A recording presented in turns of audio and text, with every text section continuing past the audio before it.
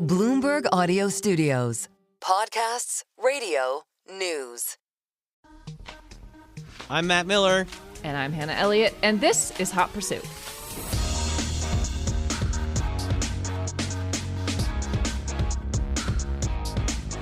All right, we have a guest that you, I think, recently have interviewed. Yes. For your day job. For my day job, writing about automotive things.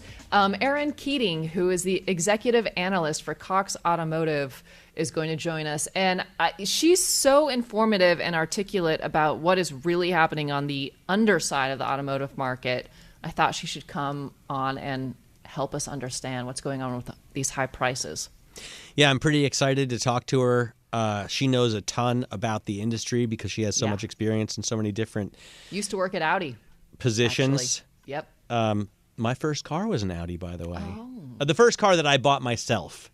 Okay, right, my first car was my mom's baby blue Volvo 240 station wagon. I put thousands of miles on it without ever changing the oil, and then at like 250, the motor just seized. I did that with the Acura Legend when I was in college. I didn't really know you have to check the oil. Yeah, I didn't really get that at the time either. I didn't get that. No one told me. Yeah. No one told me. And the same thing happened to me with my white Acura Legend with a phone in it, unfortunately. Wow. It's a cool car, though. With the phone in it. Yeah, it was my uncle's. Very cool. He was a corporate lawyer. He was like the only car guy in my family. He was cool. He is cool. He's still alive. I fondly remember the first days of car phones. My dad, also a corporate lawyer, got one, and it was in like a briefcase. Yeah. And I thought it was like the coolest thing. A curly cord? Yeah. Yes. Yeah. I thought it was extremely cool. It was pretty cool. I never had anyone to call, but I was always like, I could call someone if I wanted to. In case of emergency. But that Volvo went to a lot of Grateful Dead shows and then didn't go to any more. But no, my first car ever, when I first started working for Bloomberg, by the way, 25 years ago this month. That's wild. Congratulations. I took my first paycheck and some money that I'd saved up in college for a down payment on an Audi A4 station wagon, because I'm not an idiot, with a 2.5 liter TDI motor that, it had 180 horsepower, but still I could pretty easily get it up to 200 kilometers an hour on the Autobahn because I was in Frankfurt. And it was like my ski mobile for the That's perfect. next 5 years. It was such a great car. That's a really good choice. Makes a lot of sense. Very practical, but also cool. Yeah. What an amazing, and a stick shift, obviously, 3 pedals. It had like suede strips in the seats to hold you in place. Kind of sporty, What color was it? Dolphin gray. Man. They didn't really have many choices. Yeah. It was like 3 different shades of gray and then a bluish gray. Now, this is pre-married Matt, obviously. Yeah. No, so this is you're out in the world. Yeah, this was my first time, really living in my own apartment, away from home, a real job after the record store, and like a grown up. I love that. A grown up. I remember those days that I had, and it's such a fun feeling. For me, and it sounds like for you, that's such a fun time. It was amazing. My first cell phone, with a monthly contract. Wow. And text messaging was like the newest thing. No one could believe it. I remember using the first BlackBerry that I ever had in that car. Was that a company BlackBerry? It was actually BlackBerry gave me a model to test out before they started really selling them. And my friends couldn't believe that you could send and receive emails with this cell phone. It was just so amazing. Cool. That was before 3G. Let's talk about new cars with our guest, Erin Keating. She is out in San Diego at a Toyota event. Driving the 4Runner. The new 4Runner. What a hot car. What a hot truck. Man, if you had that in high school, when I was in high school. Oh, yes. You were cool. I had a buddy who had one in college, and it was sweet. Yeah. Erin Keating from Cox Automotive. I have to say, the whole idea for this conversation with Erin Keating, who is the executive analyst for Cox Automotive. I hope I got that right, Erin. And of course, Cox Automotive owns Kelley Blue Book.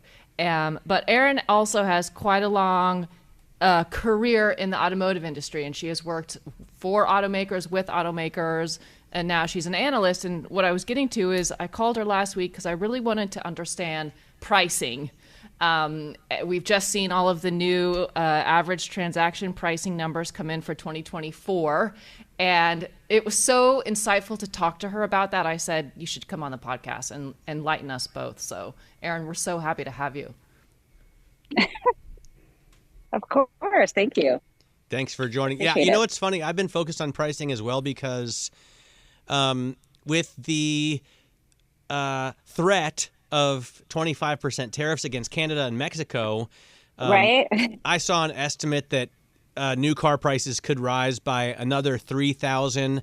I think that was Wolf Research that put that out. And so I looked back at Bloomberg intelligence data, which I guess you must have the similar data, and saw that the average new car prices have gone up from, I think it was 33,500 in 2015 to 48,800 in 2024. So a 46% increase already. And then the threat of another 6% on top of that seems crazy.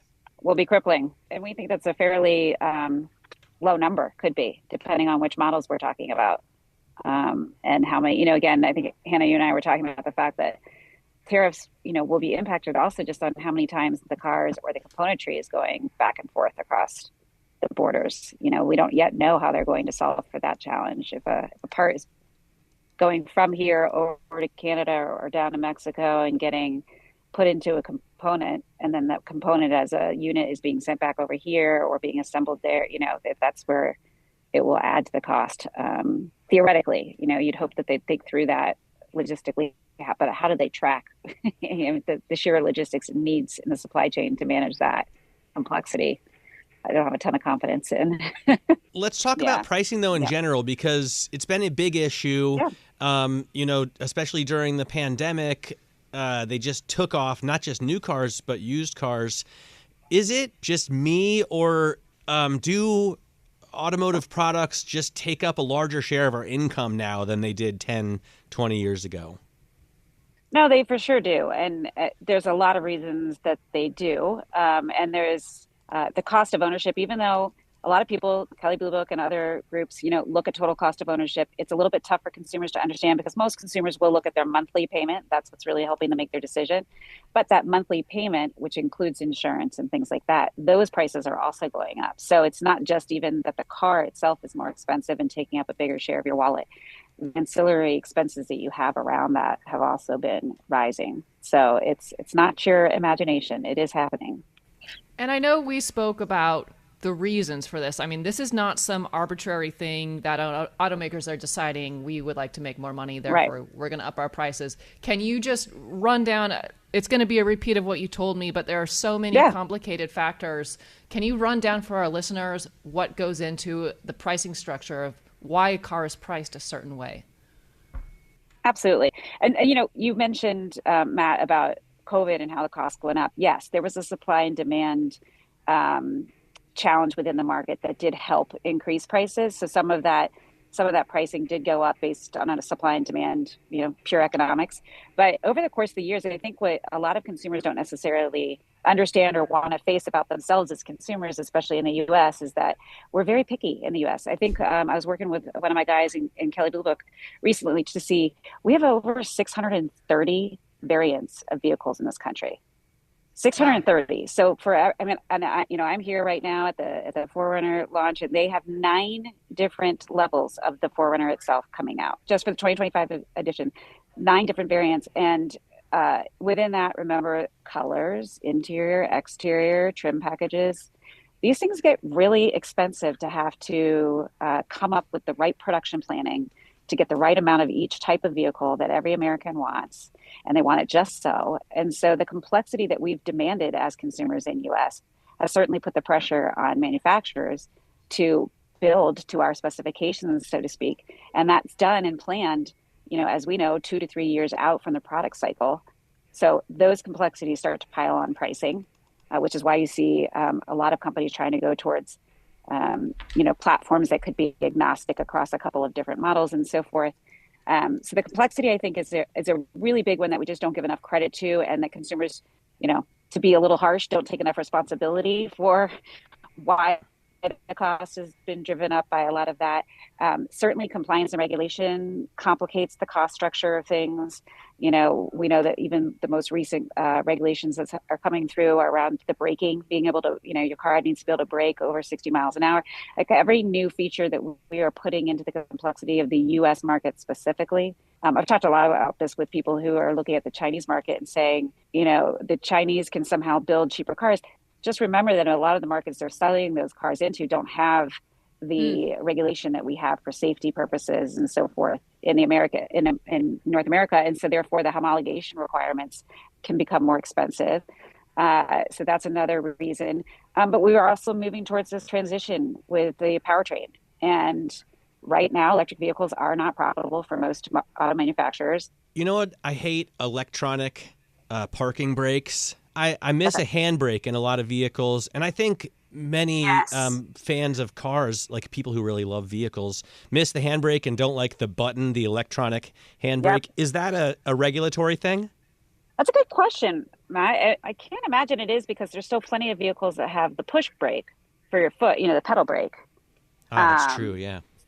So I'm not sure that the handbrake would have been thrown in there, but I would imagine, and I can't say this is for sure, but I would imagine we got rid of the handbrake because we wanted more space for bigger cup holders, and we wanted space. Women started asking, can we have a space for my purse to go in between that center console? There's different trade-offs that a lot of manufacturers had to make based on, again, our very pickiness of the types of things that we want in our vehicles. And, it's not all bad, but to your point, for those of us that are enthusiasts, we miss them all.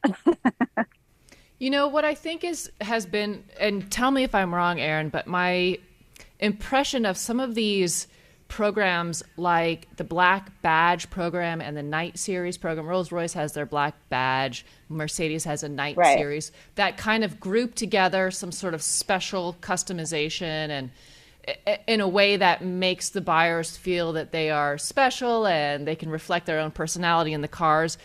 Is that a way that automakers are balancing being able to give customers something that feels special and customized, but also trying to manage efficiencies and the way that they implement some of these special touches, for lack of a better word?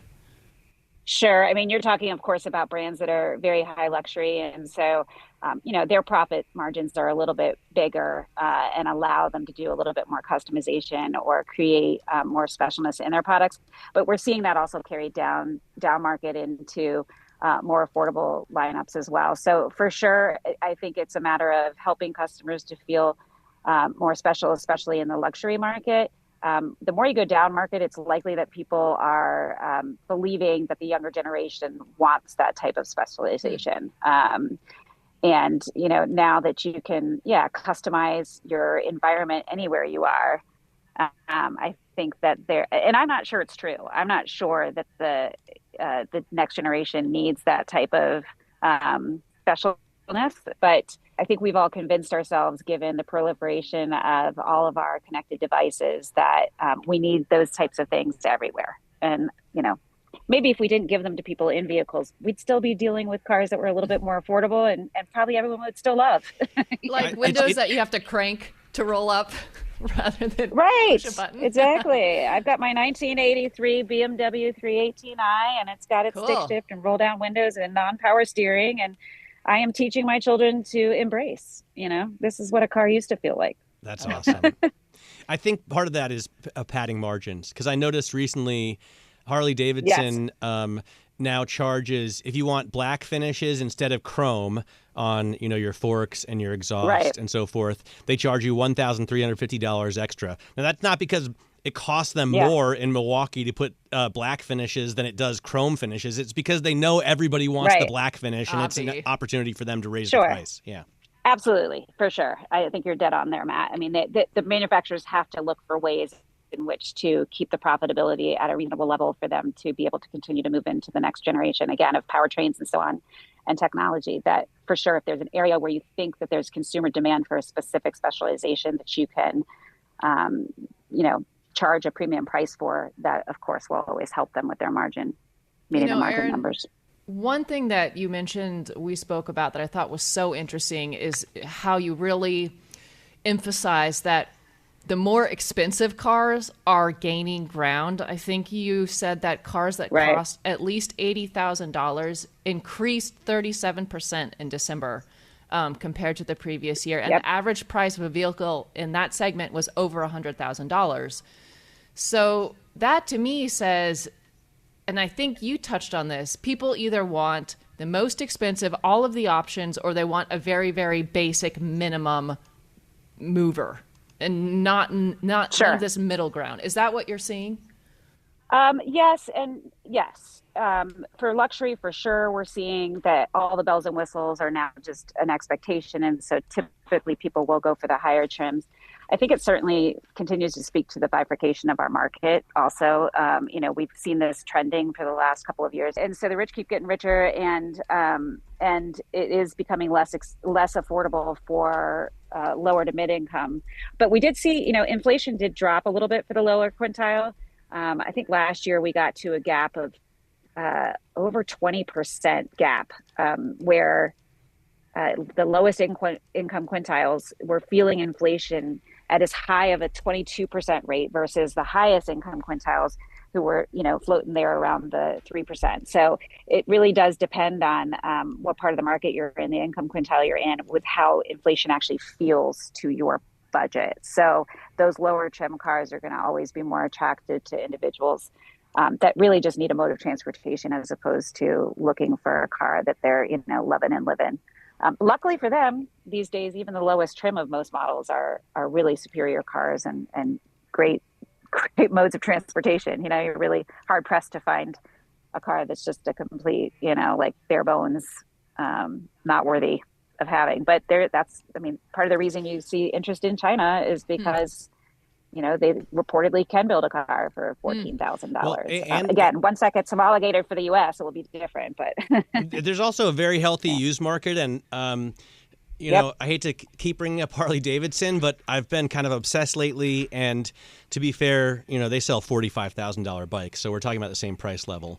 But I've heard that they're reducing their models offering and taking out some of the mid-tier price options, because they just say, look, if you can't afford to step up to the big boys, we want you to buy used. Right. And is that, for a long time, I know Porsche has been a big supporter of their used market. It makes a lot of sense to me. Do you hear that from executives as well? I haven't heard that specifically from executives, but it makes perfect sense. The only challenge, of course, now that we're going to have in the next year or two is that we're actually running fuel on fumes here with used cars, because we did miss that gap of about 10 million units during the supply chain snarl and the COVID crisis. And so, interestingly enough, we are going to face a little bit of a crunch in used cars, and used cars may, in fact, get more expensive because of the supply-demand issue there. But definitely, we've seen a lot of manufacturers hold on to their CPO programs. And more than that, a lot of them, as you've seen, are starting to put even older vehicles into their CPO programs. It used to be held, CPO used to be relatively held for the 1 to 3 year old vehicles. And now I think Honda goes up to 10 years to keep a car in certified pre-owned. A couple manufacturers are doing that. So 100%, it is always good for dealers and automakers to have a healthy used market, for sure.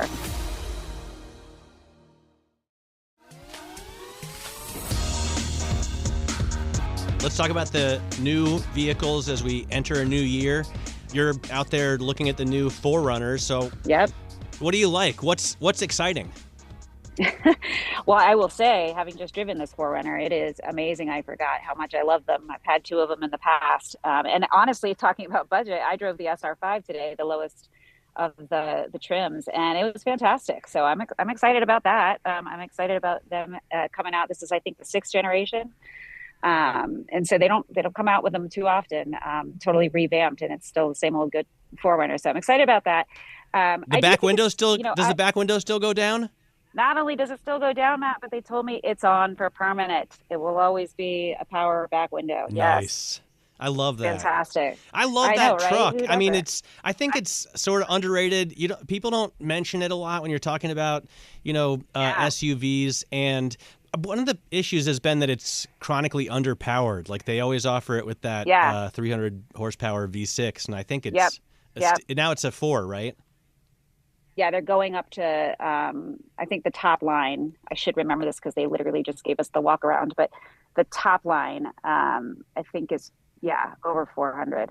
But it's real powerful. I mean, admittedly, I was taking the 4Runner into eco mode, and it still was, zooming along. And also, you guys might do this. I don't know too many car nerds that do this, but I consistently drive my automatic and manual. Oh, you do? And I've taught my kids. Yes. Yeah. And I've taught my kids how to drive automatics and manual, because they not only do you need to know how to, like, if you need to get out of a situation quickly, you can go down into a lower gear, but also if you lose your brakes, you need to know how to get in a lower gear. And so I love using the manual mode on automatics. I like it too, and I like to shift with the stick, not with paddles. So exactly the shifter down next to my right knee. Have they announced pricing on those yet, Erin? I think the SR5 they said is in the low 40s. Okay. Yeah.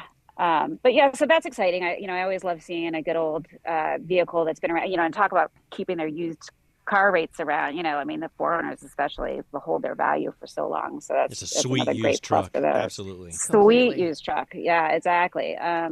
But I'm not an electric vehicle adopter just yet, but I am interested to see some of the new models that are coming out this year. So that's kind of nice to see that the powertrain is continuing to come into a variety of manufacturers, giving Tesla a little bit of a run for their money. So I'm excited about that for this year.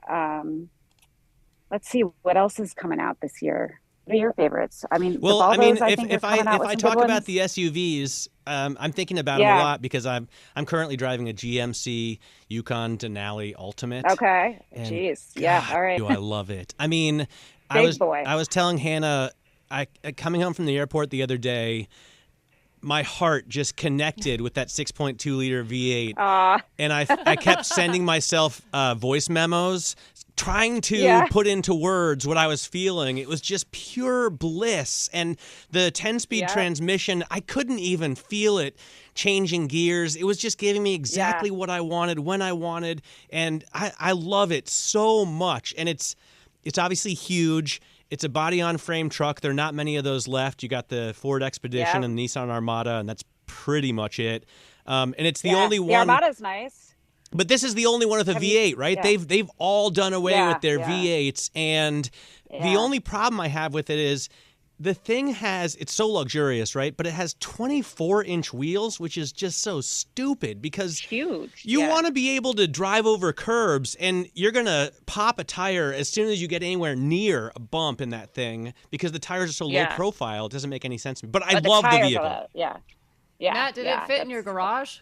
I didn't attempt to put it in my garage. The GLS fits in our garage, the Mercedes GLS, which is not quite as big, but I mean, it's just, for me, it's another level, the body-on-frame trucks, because you feel like you can really abuse them in an urban environment, and you can't. With the Mercedes GLS, the suspension on that is shot after a couple years. Yeah, I'm in the phase now where I have a 17 and a 14-year-old, so I'm kind of going, well, do I want another SUV? I don't really need it anymore. I kind of want a sports car. Yes, come over to the dark side. Yeah, the dark side. Do it. I love a wagon. Sure. I'm not going to lie. The RS6, of course, is my dream, but, until I can get one of those, I know, her baby.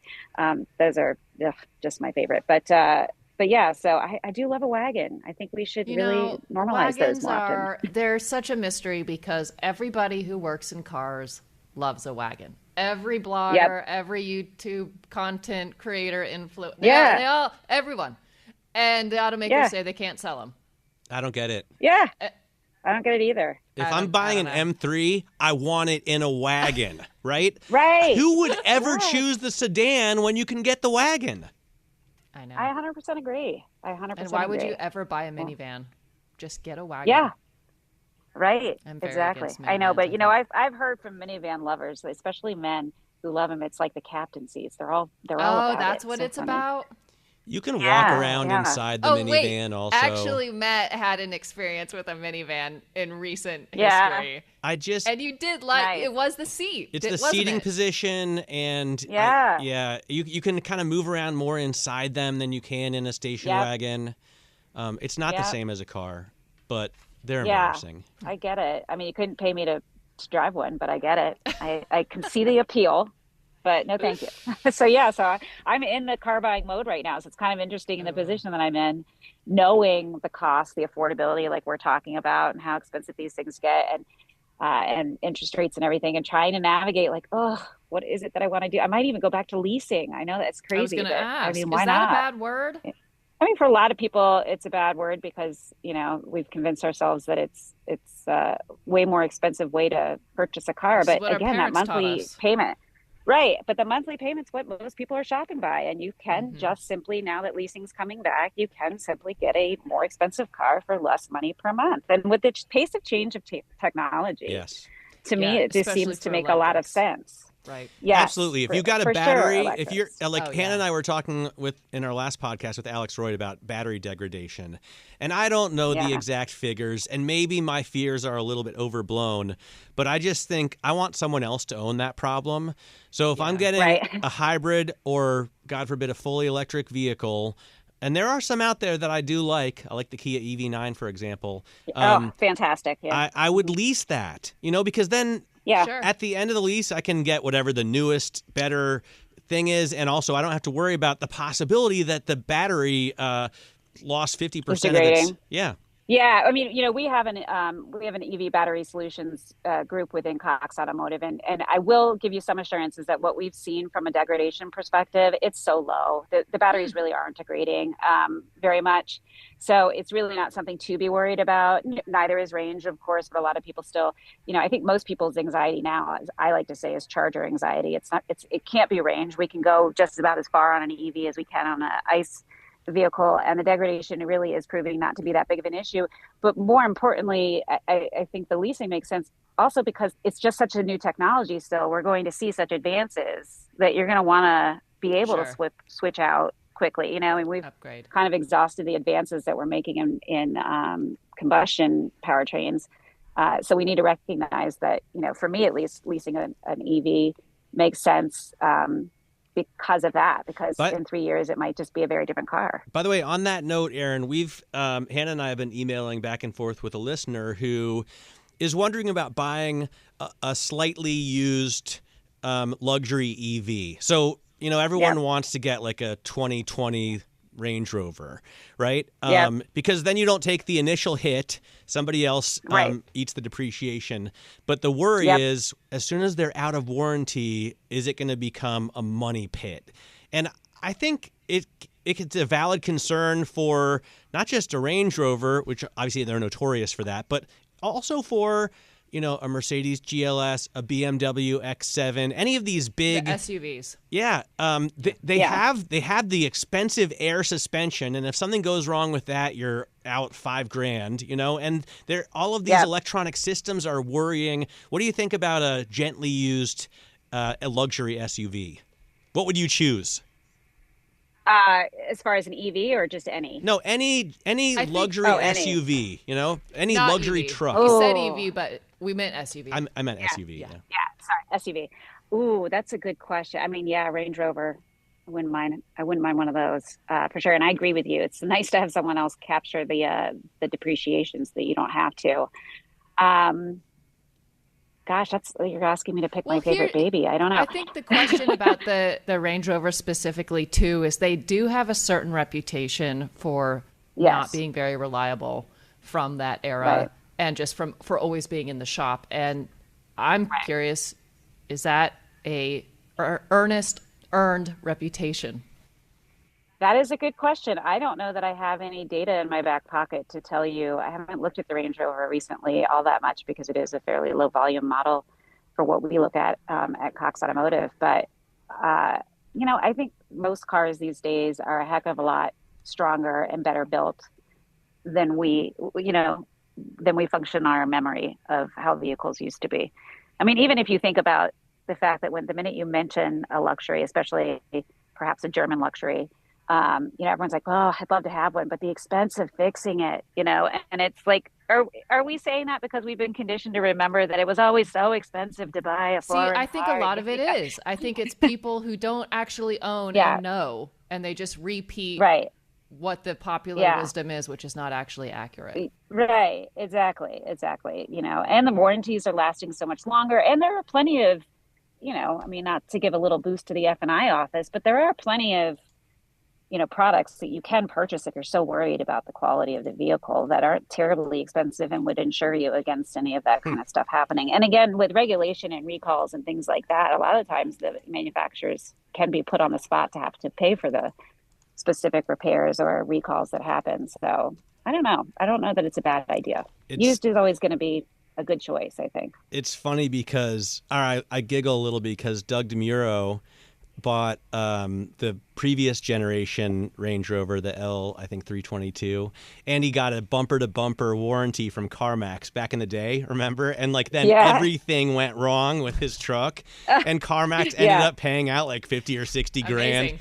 I like just to point out that I like the, I think it's the L405 generation of Range Rover, which is just until 2021, because it's the last generation with the supercharged 5-liter that Jaguar Land Rover is famous for. And the new ones look a little too spacey for me, and they have a turbocharged 4.4-liter BMW motor, which just isn't in the spirit of it. Yeah. I don't have a problem with the German motor in a British vehicle, to be quite honest. I feel like that would be an upgrade. Right? Erin, what do you think? I don't know that I have a problem with that either. I mean, if you, I'm a big racing fan. If you look over to F1, the pinnacle of racing, to see, which, a lot of people who don't know about racing, they don't recognize that, the Ferrari is what's powering the Haas, or the Mercedes is what's powering the Williams. And I don't have a problem with people leveraging better power units. If that's what you need to make the car where it needs to go. Well, remember when BMW bought Rolls-Royce, they swapped out the 6 3/4 liter motor, and even Bentley for a while had like the Arnage red label and green label. Remember, they put a BMW motor in those. And the Arnage is, as you know, I think highly desirable. Me too, but I would rather have one with the 6.75 liter V8 than the BMW power plant. You guys know your stuff. I'm impressed. Hey, you're flying above my head. Well, you mentioned racing, and I was on a radio show with Tom Keene earlier this week. He put me on the spot and asked me what I thought Lewis Hamilton was going to do with Ferrari. I have no clue. Yeah. Because I watch MotoGP. I'll tell you one thing. I'm loving all of the images they've released this week of Lewis in a double-breasted, amazing suit at the home of Ferrari, looking like a boss. I mean, he is a boss. Seems like I think he's gonna do well. I think he's gonna go out on top. Why not? It seems so fitting as this top of his career to cap it at Ferrari. 100%. To me, it just seems very fitting. And to be honest, and I'm not going to air anyone out specifically, but I had, on certain Ferrari press launches, I've asked the guys handling the cars, hey, what do you think of Hamilton joining? And they, honestly, some of them were turning up their nose a little bit, saying, he's old, it's a PR stunt, whatever. But hey, the car doesn't know how old you are. He's still precisely. And were they watching the 2024 season? Are you kidding me? I agree. Alonso's even older, and he's still driving like a bat out of hell with amazing racecraft. Shut up, people! Come on, give the guy a break. He's 7-time world champion. I'm not sure. He's a child too. He's only like 40 years old. Yeah, right. I know. I'm glad you think that's crazy. A child, Matt. Yeah, that's a kid. I mean, it is a kid. For those of us over our 50s, that's a kid. I have a question for you, Matt. Yes. Would you drink Lamborghini coffee? Yeah, sure. Lavazza and Lamborghini have just come out with a Lamborghini-themed coffee blend. Definitely. That really? would get my motor running. I'm kind of I don't know if I'm imagining motor oil. Yeah, exactly. I don't know if the coffee in Lamborghini is. I want it to taste a little bit like I feel like it's a going garage. I feel like it's going to. I mean, it'd be kind of a cool gift. Are you a coffee drinker? Yeah, I have a coffee a day. I have one in the morning. Ah, yeah. see, I like never coffee, drink but I'm not coffee. a snob. Really? No, I will. Why? I will only. Well, let's say I don't like the way it makes me feel for the most part, but I will have a latte. Yeah. Something weak with a lot of milk. When I say coffee, I really do mean most of the time a latte.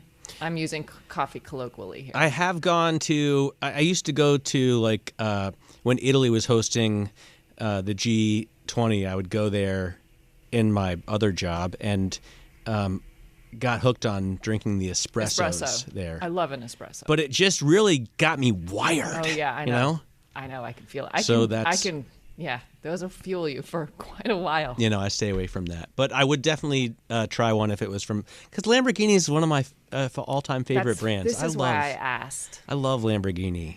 Yeah, maybe someone needs to send you a pouch of it. Well, I would pay for it myself as a journalist with integrity. I meant me. You. Meaning yes. me. Yeah. Okay. Yeah, no. Thanks. That was a memo to myself. And speaking of memo, I would like to hear you play your voice memos that you took for yourself. Okay, so when you were driving, can we please air these? I didn't actually. They weren't voice memos. What I did is I said, "Hey Siri, write me a note." So Apple iPhones have notes. Yes. And I will. I mean, I was Read just the note. Okay, this car is an absolute pleasure to drive. The 6.2-liter V8 just provides effortless power. Combined with this transmission, you honestly don't even notice it shifting, and it gives you everything you need when you need it. Obviously, it's not a sports car. It's a very large truck, and there are very few other vehicles that are this big on the road. This only compares really with the Ford Expedition, Nissan Armada, blah, blah. I was kind of like writing myself notes. Yes. But it really, the vibes, the warmth of the engine. I kept thinking about what Alex Roy said about how it kind of matches your heartbeat. It just can't be replicated by a V6. All of these manufacturers, most notably, for me as a fan of the Ford Motor Company, they've gone away from their 6.2-liter V8. They used to have that in the Raptor. Now they have the EcoBoost in it. And it can never be as good. I'm sure they're doing it to be better for the planet, and I applaud that, or to meet regulations, and I understand that.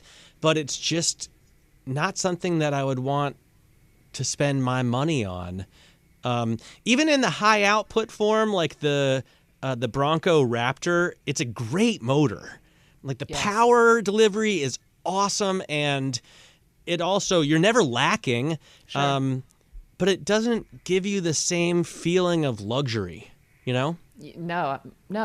But I'm okay with that, honestly. I mean, I'm all about the right tool for the job, and you can't expect luxury from a non-luxury vehicle, and that's not a value judgment. That's just a horse of a different color. Yeah, for sure. But so when I'm driving home on an empty highway in the middle of the night, listening to a little Dead and Cornell. I just want that V8 there. I'm not flying. I'm not in a race, but I just want that. You're a simple man. Power. Come on. And that fullness, just to make my chest feel good. I have no comeback to that other than I wish that for you. I do really wish that for you, Matt. It's so great. That sounds like a great happy place for you. Yeah, and this truck, by the way, it is. I keep trying to think of. On the one hand, there's a lot of other stuff you could buy for less because how much does it cost? Over $100,000. Of course. And I guess, there are many things that are more expensive. If you buy a Range Rover, for example, you're going to pay more. If you buy a fully loaded, a Cayenne Turbo or even the GTS that you drove, I would guess it was more optioned the way it was. But then there are a lot of, a BMW X5. It's not the same thing, right? It's so much smaller. Yeah. But it is an SUV and it's luxury. You can get it for less. A Mercedes GLS or, even up there, it's less. Prices are so weird these days. It is weird, honestly. but these body-on-frame trucks that are SUVs, they're essentially pickup trucks that are covered in the back. Yeah, They're so expensive. I know. Even the starting price is $80,000 for the Yukon, maybe $70,000 for the Tahoe. I just don't know, when did we get this? Do you want to guess the automaker with the highest average price per vehicle in 2024? And this is coming from Erin's data. Let's see, highest average price per vehicle. And not including exotics like Lamborghini, Ferrari. Not including Rolls-Royce. Not including Rolls-Royce, not including Bugatti. Well, if Porsche is allowed, I would choose Porsche. Yes. Yeah, You're okay. right. Yeah. Ding, ding, ding. Apparently, their average transaction price per vehicle is $115,407. Do you want to know the second highest? By the way, automaker? I configure a Carrera T, and I don't get close to that low. So I understand. Totally. Right? Even for the Carrera T, I'm always ending up at like 140, 150. Which is crazy. Which is crazy because the T is supposed to be sort of the thinking man's 911. The affordable one. Exactly. Yeah. That you don't have to get all of the other stuff that you don't actually need. Yeah, I know. That is wild.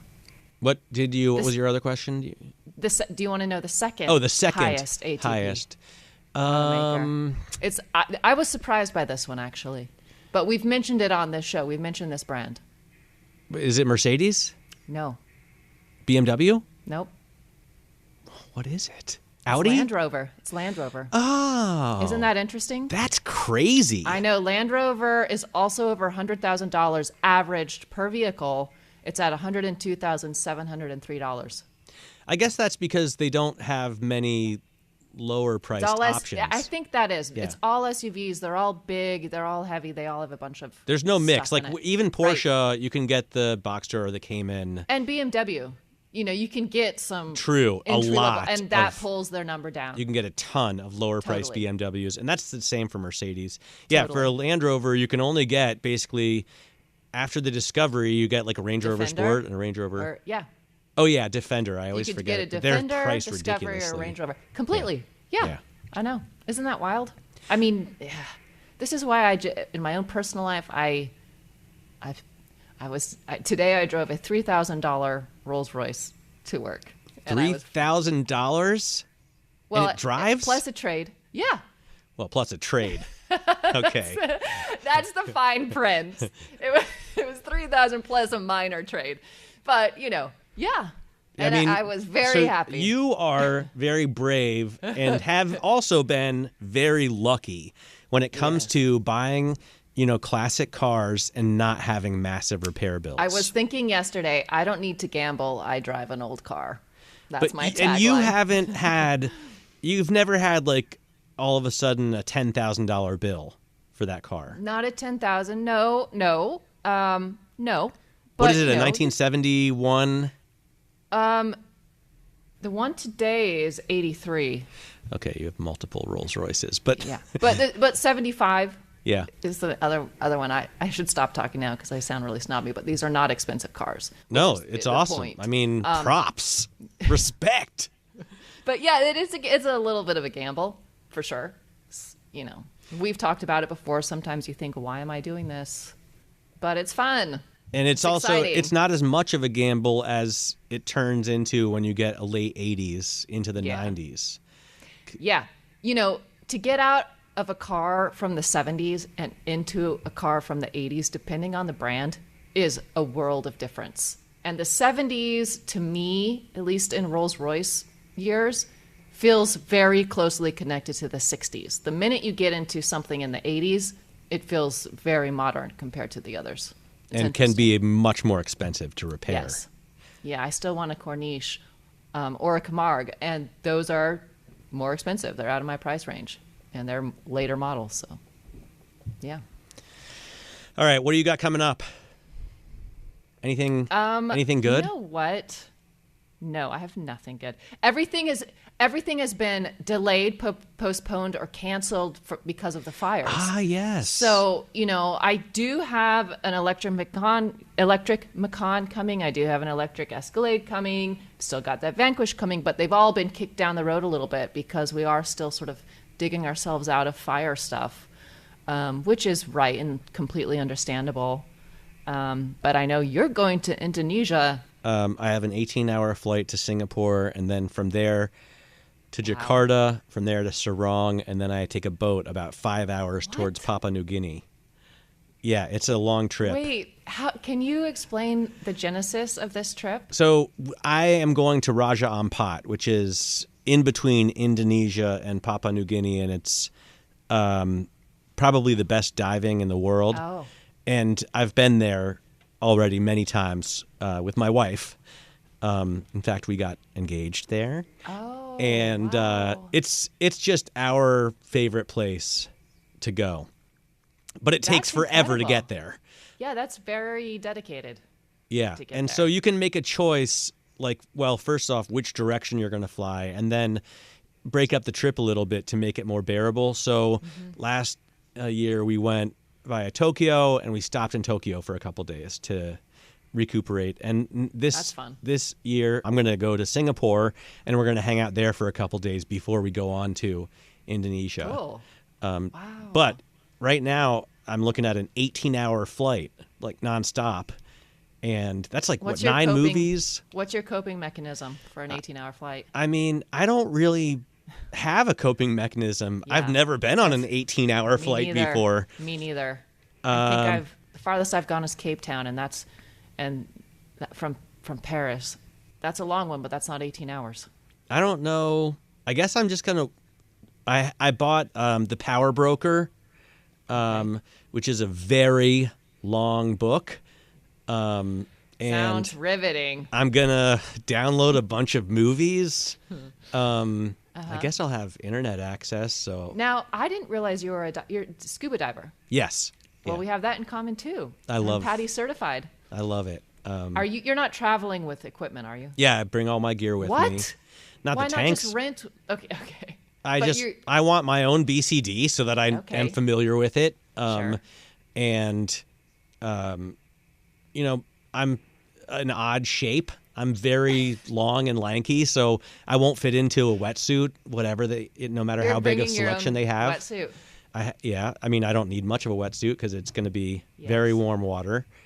Oh, that's so cool. But yeah, I like to be familiar with my own gear. Yeah, I my wife understand that. doesn't, so she, with other than wetsuits, she takes their stuff. But Yeah, I get it. She it's likes an to amazing travel light. place. It's called Missoul, Okay. Missool, and I highly recommend it. But they're booked out like years. This is the name of the hotel? The resort. The so resort, okay. There were a couple of very cool, like punk rock kids on a liveaboard in the 90s who were diving in Raja Ampat. And the time the coral was getting bleached out, and they found a bunch of shark fins on the beach, and they were super bummed about the sort of state of the sea there, and came up with an idea and it was fished, almost to extinction, came up with an idea to start, kind of a luxury resort and use the proceeds from that to basically buy off the local fishermen. And so they said, hey, we'll split, the revenue with the local communities there. There are not many people that live in that area. And if you agree not to fish. So now they have like a 1,200 square mile no-kill zone. Wow. All the life has come back. You're going to see a lot of fish. I mean, tons of Cool. mantas. I mean, 15, 20-foot wingspans. And they're all just happy to swim along with you. A lot of reef sharks. A ton of colors. I mean, it's like being at a Grateful Dead show in the best way possible. Back to the Grateful Dead. Yeah, it really does. And, Jerry That's was so a big cool. diver as well. I didn't know that. Yeah. Was he really with that? That was his beard? special Did he have a place. beard? Did He have had a beard, or no? yeah. He could get the mask over. It's Kind of hard to create a seal, but, that's where my mind goes. But wow, I didn't know. Yeah, I'm looking forward to it. Oh, that'll be really lovely. Well, I hope you have fun, and I hope you can endure the flight because it seems like it'll be worth it at the end when you get there. Yeah, no, I'll be okay. Yeah. It's a legitimately first world problem, isn't it? Yeah, it is. No one's feeling that bad for you. No. All right, cool. No. Well, Yeah. I guess I'll see you back here, same time, same place, Can't wait. February 6th. Cannot wait. I'll see you in New York, actually. Awesome. That's going to be great. I can't wait. Best city in the world. I'm Matt Miller. And I'm Hannah Elliott, and this is Bloomberg.